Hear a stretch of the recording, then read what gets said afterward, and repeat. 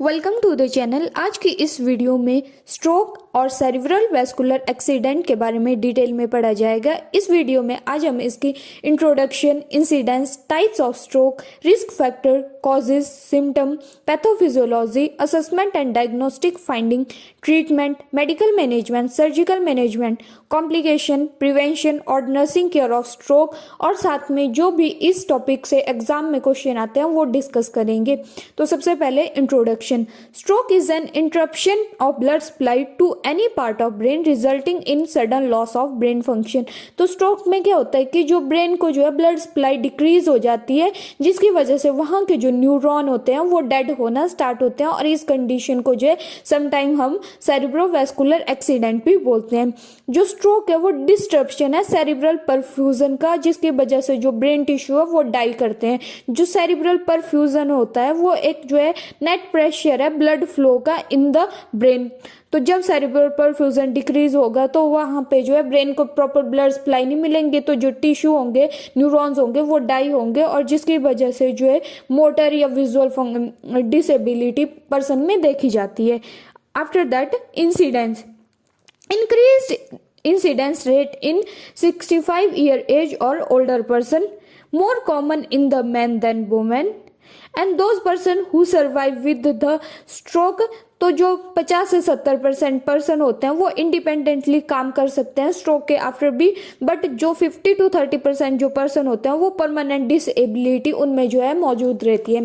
Next type of stroke. तो stroke जो है 3 प्रकार का होता है: ट्रांजिएंट इश्चेमिक अटैक, इश्चेमिक स्ट्रोक और हेमरेजिक स्ट्रोक। तो जो ट्रांजिएंट इश्चेमिक अटैक है इसको जो है समटाइम हम मिनी स्ट्रोक के नाम से भी जानते हैं। The oxygen supply to the brain is quickly restored and symptom disappear, it last as little as 5 minute. तो इसमें जो है सिर्फ थोड़े टाइम के लिए 3 या 5 मिनट के लिए जो है ब्रेन को ब्लड सप्लाई डिक्रीज होगी और जो है क्विकली अगर पेशेंट को रिवाइव या सर्वाइव कर लिया जाता है तो वो ट्रांजिएंट इश्चेमिक अटैक कहलाया जाएगा। उसके बाद आता है इश्चेमिक स्ट्रोक। जो ट्रांजिएंट इश्चेमिक अटैक को अगर ढंग से ट्रीट नहीं किया जाएगा तो वो इश्चेमिक स्ट्रोक में कन्वर्ट हो जाता है।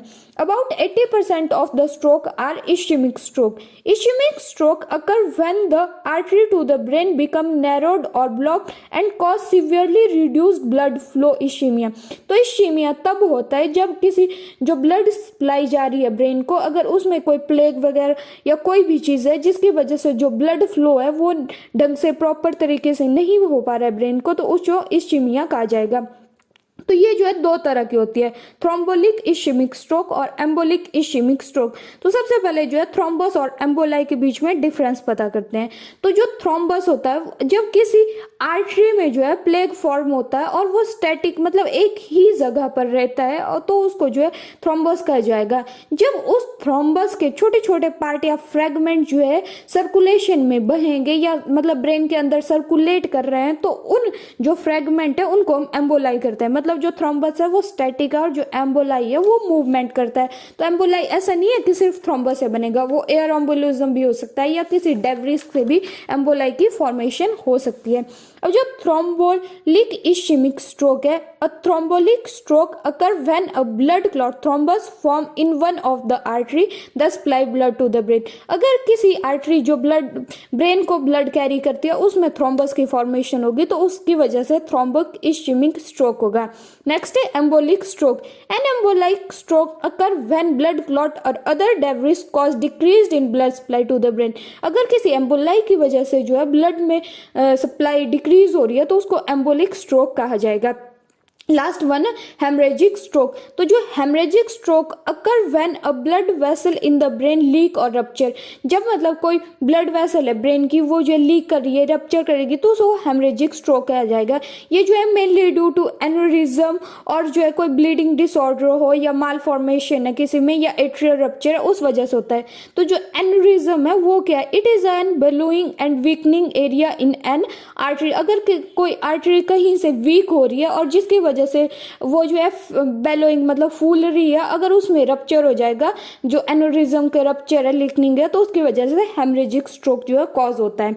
और ये भी फर्दर 2 तरह का होता है, इंट्रासेरिब्रल हेमरेज और सब आर्केनॉइड हेमरेज। तो जो इंट्रासेरिब्रल है वो जो है ब्रेन के अंदर होगा, जो ब्रेन के टिश्यू वाली आर्टरी है उनके बीच में होगा। Blood bleeding occur through with in the vessel with in the brain, that is जो बेसल गैंग्लियन है, सेरिब्रम है, उन एरिया में होगा। और जो सब आर्केनॉइड हेमरेज है तो वो जो है जो हमने मेलेंजेस पढ़ी थी, dura mater, आर्केनॉइड matter and pia matter, तो उनके बीच में जो सर आर्केनॉइड स्पेस होता है, अगर ब्लीडिंग उस एरिया में होती है तो उसको सब आर्केनॉइड हेमरेज कहा जाएगा। When bleeding occur between the layer of arachnoid matter and pia matter. और नेक्स्ट रिस्क फैक्टर, तो इसमें आता है non modifiable risk factor and modifiable risk factor.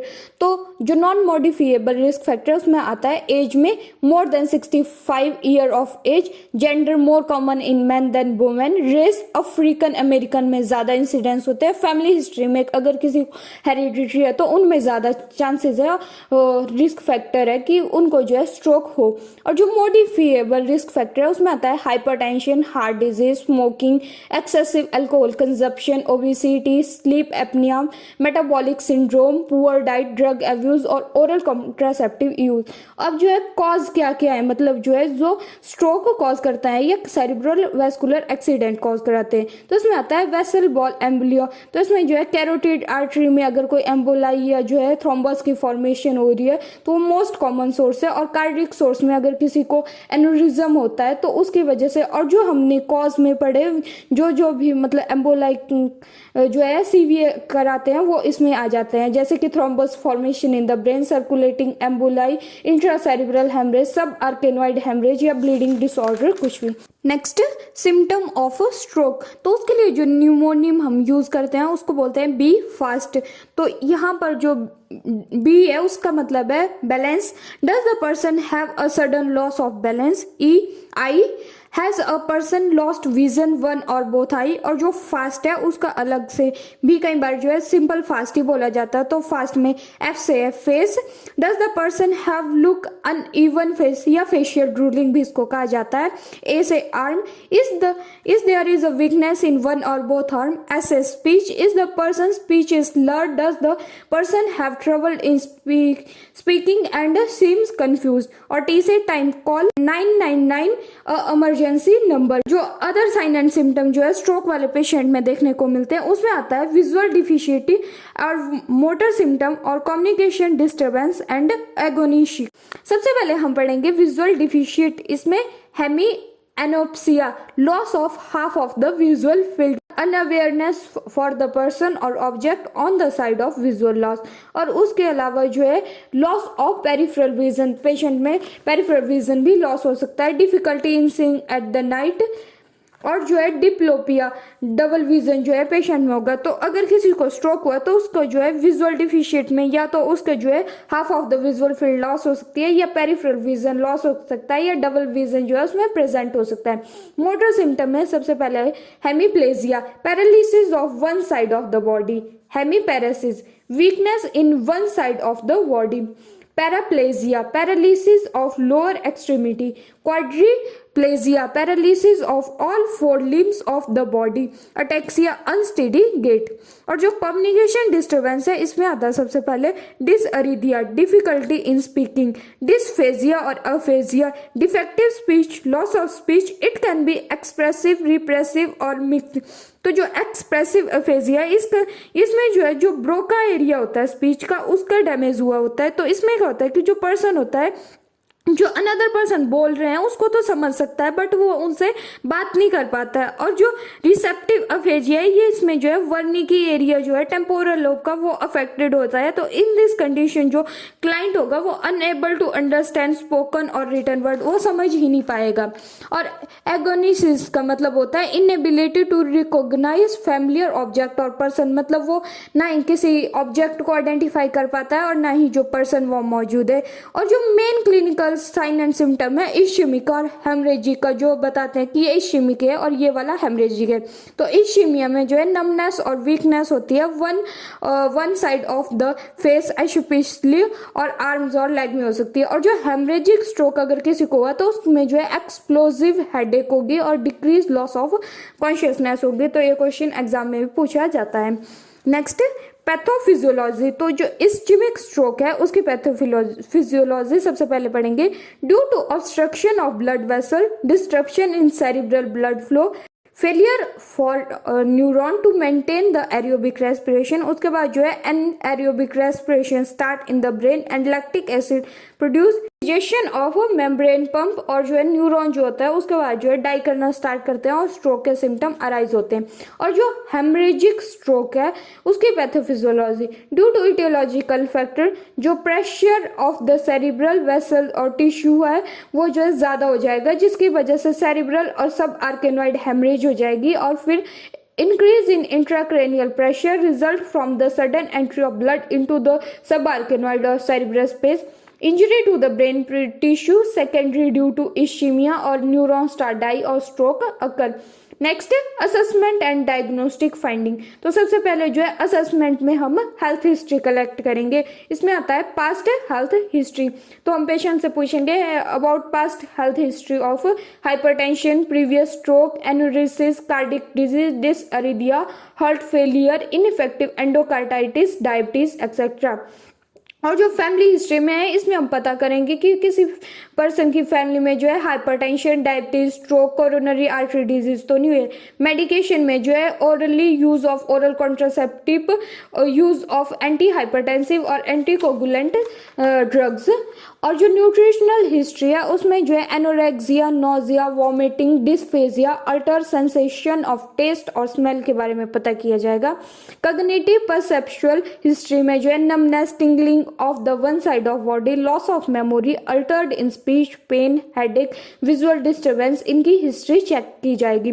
उसके बाद आती है फिजिकल असेसमेंट। तो जो स्ट्रोक वाला पेशेंट है उसकी फिजिकल असेसमेंट के लिए सबसे पहले ग्लासगो-कोमा स्केल हम यूज करते हैं। इसमें जो है ईवीएम यूज होता है, ई से आई, वी से वर्बल और एम से मोटर। तो इसमें जो मैक्सिमम स्कोर हम आई के दे सकते हैं 4, वर्बल का 5 और मोटर के 6। और ये जो है लेवल ऑफ कॉन्शियसनेस को चेक करने के लिए जो है हम यूज करते हैं। उसके बाद जो मेन जो स्ट्रोक में स्केल यूज होता है उसको बोलते हैं NIH stroke scale.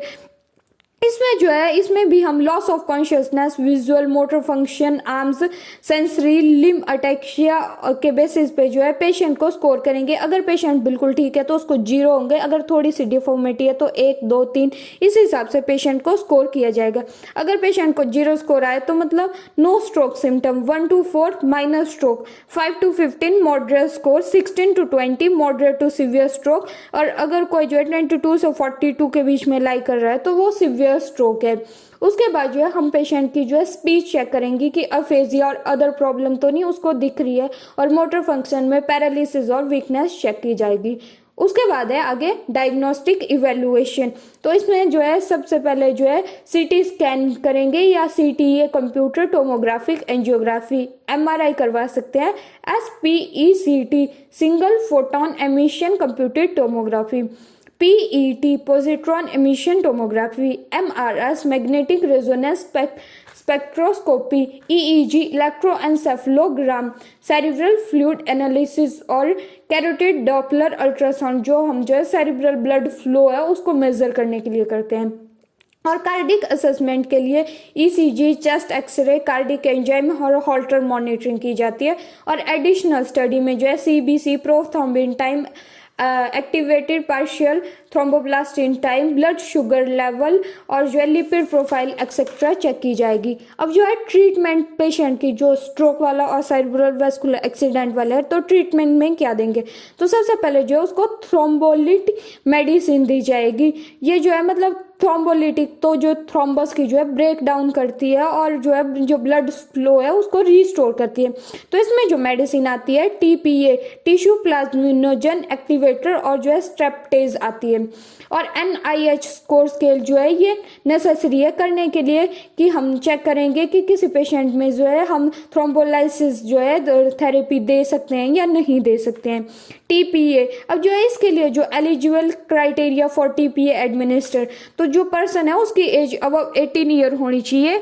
NIH score scale should below the 22।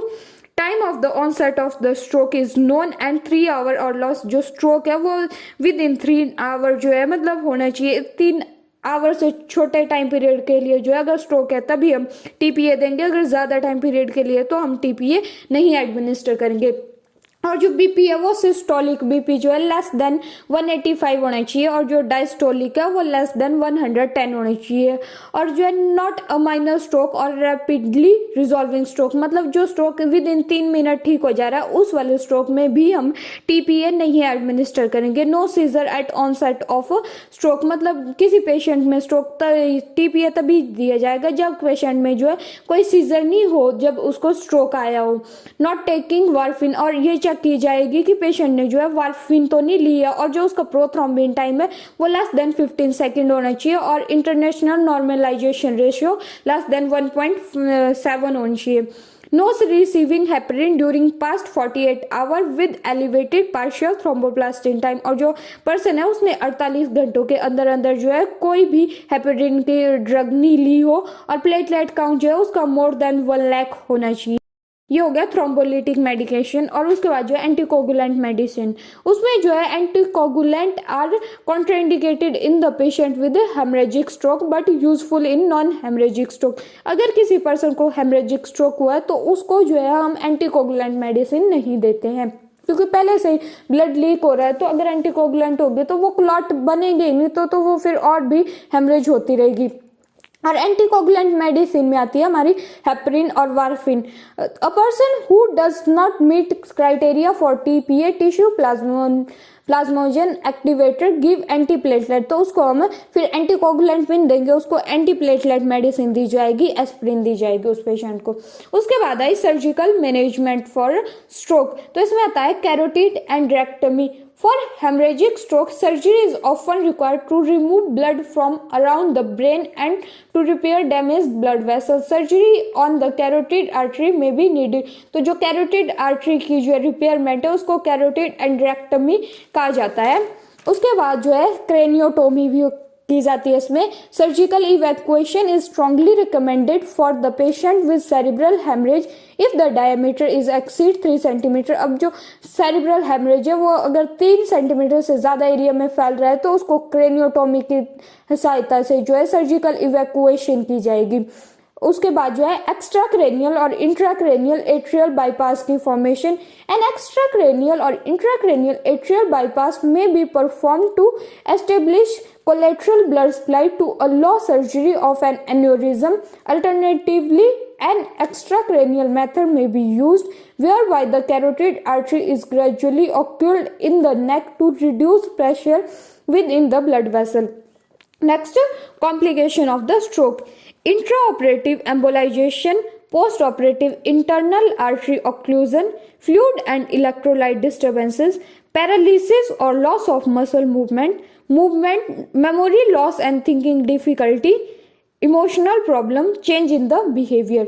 Prevention. Next, avoid fatty food, follow a healthy low fat diet, do not smoke or drink. Everyone should keep their blood pressure 140 to 90 mmHg. Exercise daily 30 minutes if normal weight. Exercise daily 60 to 90 minutes if overweight. Keep blood cholesterol level in the normal range. Follow doctor treatment recommendation if having high blood pressure, diabetes, high cholesterol and heart disease.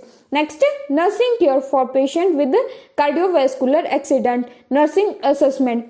Perform whole health assessment, history collection and physical examination. तो ये हमने पहले discuss कर लिया है. Nursing diagnosis. Next, ineffective cerebral tissue perfusion related to interruption of blood flow secondary to CVA. Impaired physical mobility related to neuromuscular impairment secondary to CVA. Risk for injury related to neurological deficit. Impaired verbal communication related to loss of facial or oral muscle tone control. Altered nutritional less than body requirement related to impaired swallowing and chewing. Ineffective coping related to situational crisis, vulnerability, cognitive perceptual changes.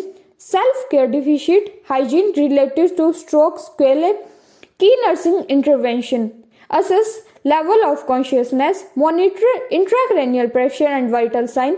Bleeding is the most common side effect of TPA, so closely monitor the client. Speak slowly and simply to the patient. monitor fluid input and output hourly, position the patient to prevent deformity, physical therapy to prevent the contracture। Next question जो competitive exam में इस chapter से पूछे जा सकते हैं, stroke is also known as, तो stroke को जो है और सेरिब्रल वेस्कुलर एक्सीडेंट भी कहा जाता है। फीचर ऑफ हेमरेजिक स्ट्रोक, तो जो हेमरेजिक स्ट्रोक है उसका फीचर है explosive headache. Fast is use to check condition, तो फास्ट जो है हम यूज करते हैं स्ट्रोक के पेशेंट में। Agnosia means inability to recognise familiar object और person. NIS score indicate severe stroke, तो इसमें जो है मोर देन 22। Thank you. आज की वीडियो यहीं पर ख़त्म होती है। अगर आपको वीडियो अच्छी लगी तो आप लाइक कमेंट कर सकते हो, और नेक्स्ट आपको किस टॉपिक पे वीडियो चाहिए वो आप कमेंट बॉक्स में रिकमेंड कर सकते हो, और चैनल को सब्सक्राइब करना ना भूलें, और साथ में नोटिफिकेशन बेल भी ऑन रखिए ताकि आपको नेक्स्ट वीडियो की नोटिफिकेशन आराम से मिल सके। Thank you.